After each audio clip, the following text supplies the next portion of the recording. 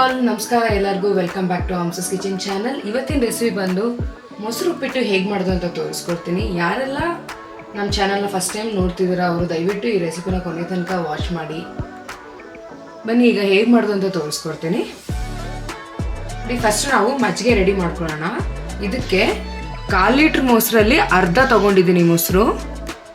ನೋಡಿ ಈ ಕಪ್ ಆಗೋಷ್ಟು. ಇದೇ ಕಪ್ಪಲ್ಲಿ ನೀರು ಹಾಕೊಂಡು 3 ಕಪ್ ಆಗೋಷ್ಟು ನೀರು ಹಾಕೋತಾ ಇದ್ದೀನಿ.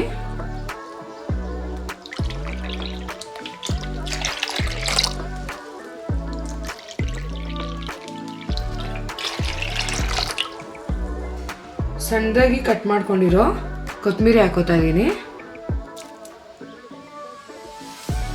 ಇದನ್ನ ಚೆನ್ನಾಗಿ ಮಿಕ್ಸ್ ಮಾಡ್ಕೊಬೇಕು. ಯಾವುದೇ ರೀತಿ ಗಂಟು ಇಲ್ದಿರೋ ಹಾಗೆ ಕ್ಲೀನಾಗಿ ಮಿಕ್ಸ್ ಮಾಡ್ಕೋಬೇಕು.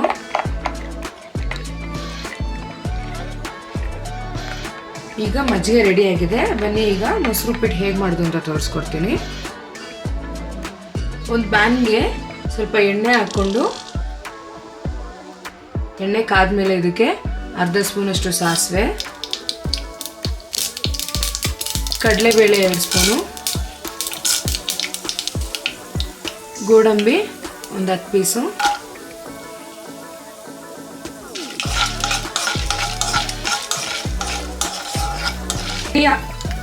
ಗೋಡಂಬಿ ಹಾಕೊಳ್ಳೋದ್ರಿಂದ ಫ್ಲೇವರ್ ಕೂಡ ಚೆನ್ನಾಗಿರುತ್ತೆ. 6 ಹಸಿಮೆಣಸಿನ್ಕಾಯಿ, ಶುಂಠಿ ಅರ್ಧ ಇಂಚು ಸಣ್ಣದಾಗಿ ಕಟ್ ಮಾಡ್ಕೊಂಡಿರೋದು, ಒಣಗಿದ ಮೆಣಸಿನ್ಕಾಯಿ 3,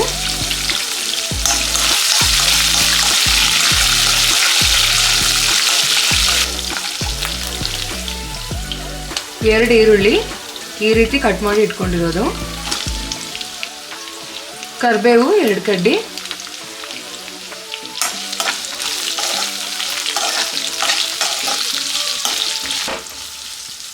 ಈರುಳ್ಳಿನ ತುಂಬ ಫ್ರೈ ಮಾಡ್ಕೊಳ್ಳೋಕೆ ಹೋಗಬೇಡಿ.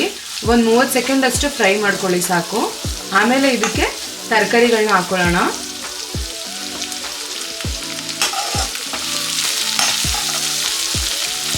ನೋಡಿ ಈಗ ಇದಕ್ಕೆ ನಾನು ಕ್ಯಾರೆಟ್ ಮತ್ತು ಬೀನ್ಸ್ ಹಾಕೋತಾ ಇದ್ದೀನಿ. ಈ ರೀತಿ ಸಣ್ಣದಾಗಿ ಕಟ್ ಮಾಡ್ಕೊಂಡಿರೋದು. ಇದ್ರ ಜೊತೆಗೆ ನೀವು ಬಟಾಣಿ ಕೂಡ ಹಾಕೊಂಡ್ರೆ ಚೆನ್ನಾಗಿರುತ್ತೆ.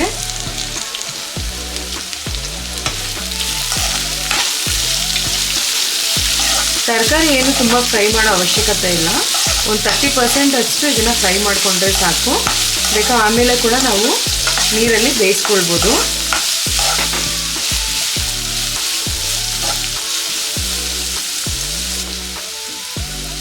ರುಚಿಗೆ ತಕ್ಕಷ್ಟು ಉಪ್ಪು,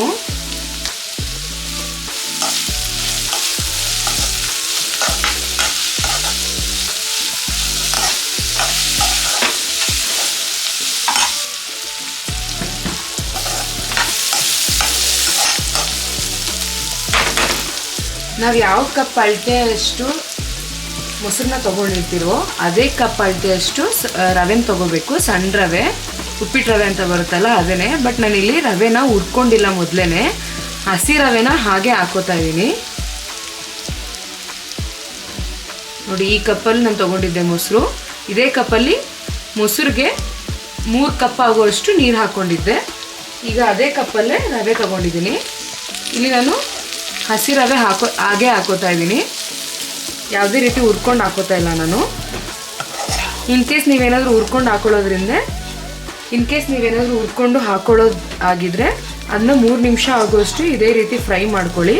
ಸೊ ನಾನಿಲ್ಲಿ ಹಸಿ ರವೆ ಹಾಗೆ ಹಾಕೊಳ್ಳೋದ್ರಿಂದ ಒಂದು 5 ನಿಮಿಷ ಅಷ್ಟು ಮೀಡಿಯಮ್ ಟು ಹೈ ಫ್ಲೇಮಲ್ಲಿ ಹೀಗೆ ಹುರ್ಕೋತೀನಿ.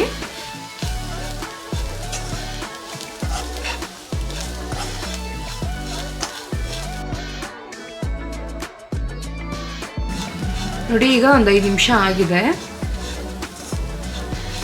ಇದು ಟೋಟಲ್ ಆಗಿ ಇನ್ಸ್ಟೆಂಟ್ ಪ್ರಿಮಿಕ್ಸ್ ರೀತಿಯಾಗಿ ಇದನ್ನ ಮಾಡ್ಕೋಬೇಕು. ನೋಡಿ ಲೈಟಾಗಿ ಕಲರ್ ಚೇಂಜ್ ಆಗಿದೆ.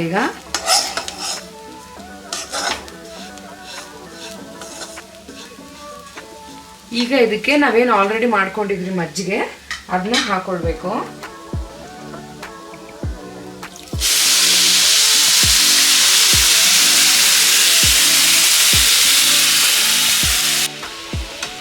ನೋಡಿ ಮಜ್ಜಿಗೆನೇ ಈ ರೆಸಿಪಿಯ ಸ್ಪೆಷಲ್ಲು ಇಂಗ್ರೀಡಿಯೆಂಟು.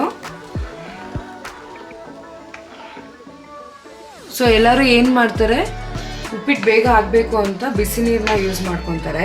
ಸೊ ನಾನು ಇಲ್ಲೇನು ಬಿಸಿ ನೀರಲ್ಲಿ ನಾನು ಮಜ್ಜಿಗೆ ಮಾಡ್ಕೊಂಡಿಲ್ಲ, ನಾರ್ಮಲ್ ವಾರ್ಮ್ ವಾಟರಲ್ಲೇ ನಾನು ಮಜ್ಜಿಗೆ ರೆಡಿ ಮಾಡಿಕೊಂಡು ಈ ರೀತಿ ಹಾಕ್ಕೊಂಡಿದ್ದೀನಿ.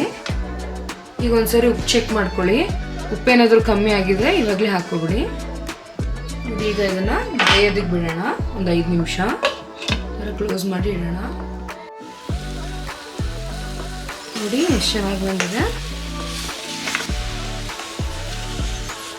ನೋಡಿ ಈ ರೀತಿ ಉಪ್ಪಿಟ್ಟಿದ್ರೆ ಎಲ್ಲರೂ ತುಂಬ ಇಷ್ಟಪಟ್ಟು ತಿಂತಾರೆ. ಅದೇ ತುಂಬ ನೀವೇನಾದರೂ ಗಟ್ಟಿಯಾಗಿ ಮಾಡಿಬಿಟ್ರೆ ಅದು ಕೂಡ ಚೆನ್ನಾಗಿರೋದಿಲ್ಲ. ನೋಡಿ ಎಷ್ಟು ಚೆನ್ನಾಗಿ ಬಂದಿದೆ. ರವೆ ಕೂಡ ನೋಡಿ ಬೆಂದಿದೆ. ನೋಡಿದ್ರಲ್ಲ, ಇವತ್ತಿನ ವಿಡಿಯೋನಲ್ಲಿ ನಾನು ಸ್ಪೆಷಲ್ ಇಂಗ್ರೀಡಿಯೆಂಟ್ನ ಯೂಸ್ ಮಾಡಿಕೊಂಡು ಡಿಫ್ರೆಂಟ್ ಸ್ಟೈಲಲ್ಲಿ ಮೊಸರುಪ್ಪಿಟ್ಟು ಹೇಗೆ ಮಾಡೋದು ಅಂತ ತೋರಿಸ್ಕೊಟ್ಟಿದ್ದೀನಿ. ನೀವು ಕೂಡ ಮನೆಯಲ್ಲಿ ಟ್ರೈ ಮಾಡಿ. ನಿಮಗೆ ಏನಾದರೂ ಈ ರೆಸಿಪಿ ಇಷ್ಟ ಆಗಿದೆ ನೀವು ಕೂಡ ನಿಮ್ಮ ಫ್ಯಾಮಿಲಿ ಫ್ರೆಂಡ್ಸ್ಗೆ ಶೇರ್ ಮಾಡಿ, ಲೈಕ್ ಮಾಡಿ, ಸಬ್ಸ್ಕ್ರೈಬ್ ಮಾಡಿ. ಬನ್ನಿ ಈಗ ಇದನ್ನು ಸರ್ವ್ ಮಾಡ್ಕೊಳ್ಳೋಣ.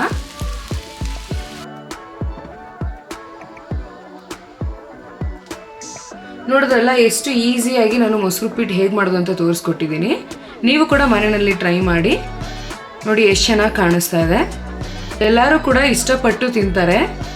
ನೀವು ಕೂಡ ಮನೆಯಲ್ಲಿ ಟ್ರೈ ಮಾಡಿ ಈ ರೆಸಿಪಿ ಹೇಗೆ ಬಂದಿದೆ ಅಂತ ಕಮೆಂಟ್ ಮೂಲಕ ತಿಳಿಸಿ. ಈ ವಿಡಿಯೋ ನೋಡಿದ್ದಕ್ಕೆ ಧನ್ಯವಾದಗಳು.